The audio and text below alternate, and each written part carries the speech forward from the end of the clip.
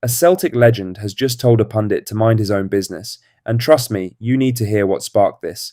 We've got major VAR controversy that's now been confirmed with the audio released, plus a hilarious moment from one of our defenders that left everyone laughing, and the old firm could be about to change forever with a massive announcement on away allocations. But first, make sure you like this video and subscribe to the channel for more Celtic content.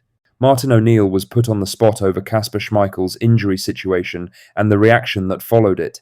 Chris Sutton had taken aim at the way the news came out, suggesting the focus had drifted away from Celtic. The whole thing has picked up pace over the last few days. Schmeichel chose to speak about his injury on live television rather than through the club, which caught plenty of people off guard. Sutton didn't hold back. He questioned the approach and called it selfish, pointing to the lack of reference to Celtic when the goalkeeper spoke. It was the kind of comment that was always going to come up at the next press conference. O'Neill didn't make much of it. Speaking ahead of the Dundee United game, he played it down and refused to let it turn into something bigger. He said, I like Chris a lot, but not that much. Chris is entitled to his own opinion, but it's no serious issue for me. I don't know whether he would have been in a position to know that it was all about Denmark. I don't know. I haven't spoken to Chris. I will do now for him to mind his own business. No, it's not. He's entitled to an opinion. Inside the squad, the focus hasn't shifted. Schmeichel is out, and the team has had to adjust quickly without him. Viliami Sinisalo has stepped in and is getting more comfortable with each match. The back line is starting to read his game, which helps in matches where the ball is coming into the box more often. That will matter at Tannadice. It can turn into a direct game, and the goalkeeper has to deal with crosses and second balls more than usual. O'Neill's stance keeps things simple. There's no interest in dragging the situation further. The attention is on the next match and how the team handles it. Now for the main story, as Celtic and Rangers could face having just 800 away supporters at Old Firm fixtures in the future. That's according to former Aberdeen, Aston Villa and Everton chief executive Keith Weiness, speaking exclusively to Football Insider on the implications of the ugly scenes from the latest Old Firm clash. Supporters from both clubs clashed on the pitch after the final whistle, with the Scottish Football Association currently undertaking an investigation of the events. The Glasgow duo have been criticised for their slow responses to condemn the behaviour of a section of their fan bases, with statements released 4 days after the match.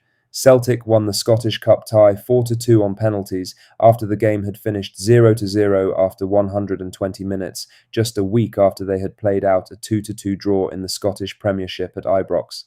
Aberdeen's former chief Keith Weiness, who served as CEO at Pittodrie between 2000 and 2004, had lengthy spells as the chief of Everton and Aston Villa, and now runs a football consultancy advising elite clubs, has slammed the SFA as useless as he demands action to be taken on certain sections of Rangers and Celtic supporters. Speaking on the new edition of Football Insider's Inside Track podcast, Weiness believes only genuinely good fans should be able to attend the Old Firm in the future. He told Football Insider's Inside Track podcast, if it takes the SFA to start saying to the clubs, look, we know who these factions are, let's get together and get to grips with it. Let's get the police involved. Let's identify them. Let's stop them coming to the games. Let them spend their weekends doing something else rather than coming to football matches. That's what they've got to do. And if the SFA can help by bringing the authorities and knocking heads together, but let me tell you, the SFA is useless as well at these sorts of things. I'm afraid we are not blessed in Scotland with good administrators. The SPL, very poor. The SFA, equally as poor.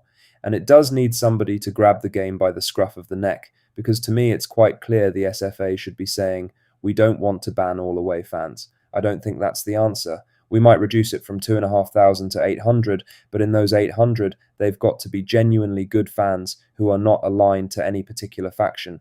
Is that the hardest ask in the world? I don't think so.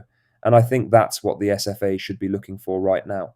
In other news, Benjamin Arthur is still finding his feet at Celtic, and like most players arriving in Scotland, there's more to adjust to than just the football. He's been starting games in recent weeks, getting a feel for how things work day to day. It's not only about what happens on the pitch. The tempo in training, the demands in matches, and the level expected are one part of it. The surroundings matter as well, and that can take a bit of time to get used to. Arthur has been involved with the team as Celtic move through a busy spell. Even when he's not starting games, being in and around it helps. That's where players start to understand movement, positioning, and how the team plays in different moments. Friday's press conference took place under clear skies at Lennoxtown.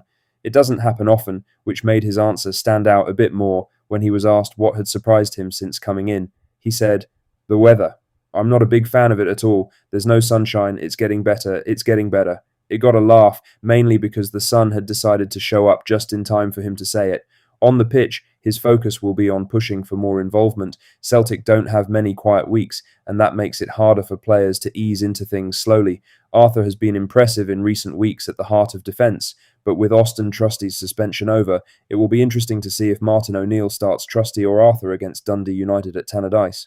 In other news, the Scottish FA's key match incident panel has backed Celtic's penalty award in the win over Motherwell, agreeing that the correct decision was eventually reached after VAR intervention. The flashpoint came when Dyson Maeda went down inside the box following contact from Emmanuel Longolo. Referee John Beaton initially waved play on, but was sent to the monitor by VAR official Kevin Clancy. After reviewing the footage, Beaton pointed to the spot and also dismissed Longolo for denying a clear goal-scoring chance.